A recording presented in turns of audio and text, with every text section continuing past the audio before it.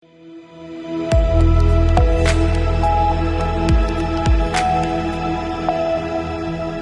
के बाद आप सभी का बहुत स्वागत है सी न्यूज़ भारत में। नमस्कार, मैं हूं रत्ना।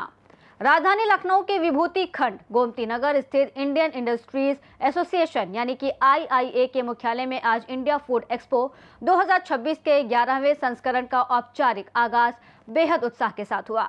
संस्था द्वारा आयोजित इस कर्टन रेजर रोड शो और प्रेस कॉन्फ्रेंस में प्रदेश के खाद्य प्रसंस्करण क्षेत्र के भविष्य की दिशा तय की गई।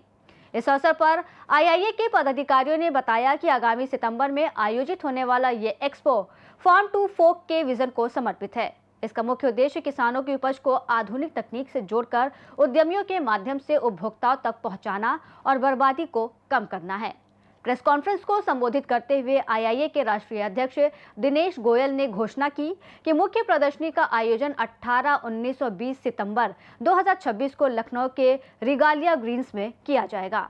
उन्होंने बताया कि इस 11वें संस्करण में न केवल उत्तर प्रदेश और भारत बल्कि विदेशों की अग्रणी फूड टेक कंपनियां भी हिस्सा लेंगी।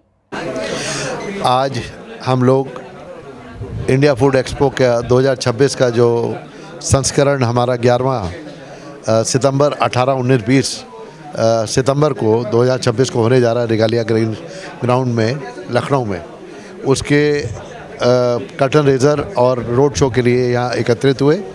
इसमें हमें ऑनलाइन और ऑफलाइन सभी ने काफ़ी अच्छी सक्रियता से सहभागिता करी। टीम्स की अनाउंसमेंट हुई। चेयरमैन विकास खन्ना जी को नियुक्त किया गया। एडवाइज़र्स पुराने जो हमारे चेयरमैन थे चेतन भल्ला जी और सूर्य अवेला जी, उनको इसमें नामित रखा गया जिससे कि उनका रेगुलर गाइडेंस मिले। और आईफेक्स के में टोटल जितने भी एग्जीबिटर्स और वर्टिकल्स हैं, आपकी बार ये पिछली बार के एक्सपो से दुगना है और इससे ज़्यादा भव्यता से आ रहा है।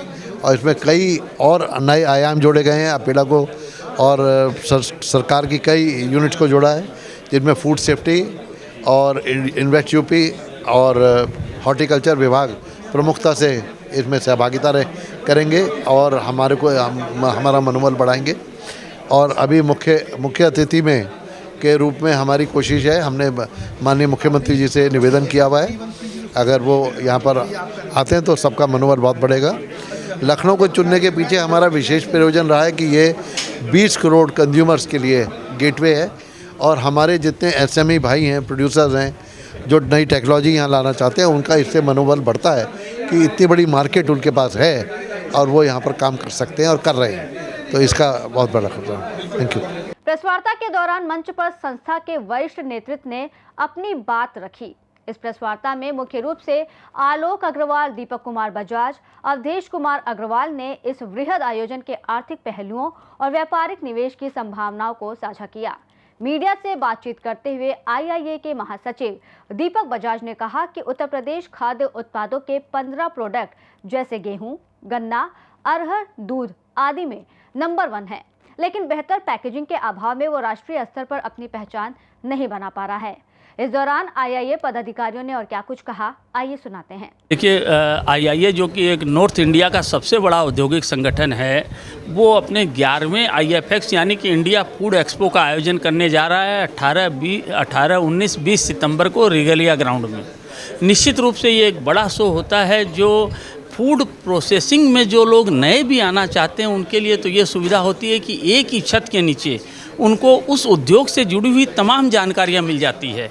और जो लोग पहले से उस उद्योग में हैं वो यहाँ इसलिए आते हैं कि आज के समय के अनुसार क्या टेक्नोलॉजी चल रही है, क्या मशीनें चल रही हैं, क्या गवर्नमेंट के रूल्स हैं, क्या गवर्नमेंट की सब्सिडी है, इन सब चीज़ों की जानकारी करके अपने उद्योग को आज के समय के हिसाब से अपग्रेड कर सके।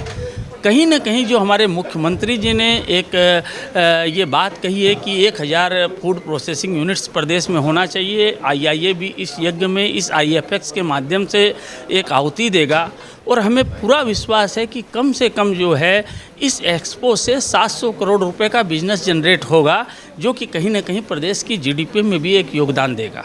Sir, AIFACS India food expo ये 11वां संस्करण होने जा रहा है। सन 2002 से ये चालू हुआ था और इसमें हम लोग एग्जिबिशन को जो लगाते हैं, स्टॉल लगवाते हैं लोग, और उससे और जो विजिटर आते हैं दोनों के बीच में एक तालमेल बहुत अच्छा बनता है, क्योंकि फूड इंडस्ट्री बहुत फास्ट गोइंग फूड इंडस्ट्री है और डेली इसकी डिमांड भी रहती है।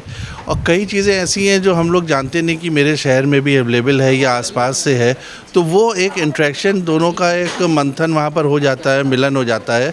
और इसमें जो एग्जिबिटर्स हैं उनको भी बहुत बेनिफिट होता है कि अपने प्रोडक्ट को वो डिस्प्ले कर सकते हैं और डिस्प्ले कर कस्टमर जो आता है उसको टच करके और उसके हर तरह का पहलू, उसकी क्वालिटी सब चेक कर एक कस्टमर डीलिंग स्टार्ट हो जाती है। B2B हो या B2G भी हम लोग इसमें करते हैं कि गवर्नमेंट में भी जहाँ सप्लाई होती है, गवर्नमेंट डिपार्टमेंट्स आते हैं तो वो लोग भी देखते हैं कि ये प्रोडक्ट्स अपने लोकल ही अवेलेबल है, तो इसमें बहुत बेनिफिट होता है एग्जिबिटर को और विजिटर्स को भी। आपको बता दें कि इंडिया फूड एक्सपो को लेकर बुधवार को IIA भवन में हुई प्रेस कॉन्फ्रेंस में बताया गया कि 160 से अधिक डिस्ट्रीब्यूटर्स इस एक्सपो में शामिल होंगे। 35 प्लस मेजर कंट्री के दूतावास से संपर्क स्थापित कर उन्हें आमंत्रित किया जा रहा है। यूपी के अलावा उत्तराखंड, दिल्ली, मध्य प्रदेश और बिहार के डिस्ट्रीब्यूटर्स इस एक्सपो में शामिल होंगे। पिछले साल के इंडिया फूड एक्सपो से इस उद्योग में 350 करोड़ का कारोबार हुआ था।